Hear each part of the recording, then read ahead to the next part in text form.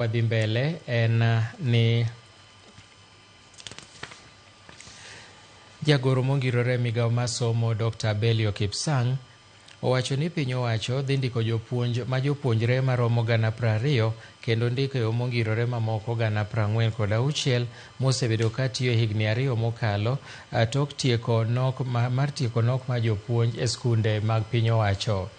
Koloso e limbe e skunde e kaunti ma Isiolo e ikruok margi mar grade 9, owacho ni ging'iyo mar bero chenro mag somo e skunde mag piny owacho. Bende omedo ni buge mag somo mag grade 9 oseikore kendo chwalo ne skunde, komedo ni andika matayo chenro mag somo e grade mar 10 bende oseikore. We are at the tail end of recruiting 20,000 intern teachers. We are also at the tail end of concluding the process of converting the 46,000 intern teachers who have been there for the last 2 years into permanent and pensionable.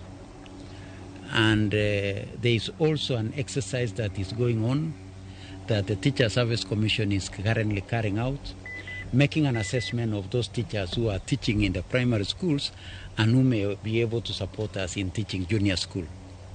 And by the time we open school in January, we shall be having more than 90,000 teachers teaching at our junior school level. And we shall progressively be growing into the numbers that we require to stabilize the junior school.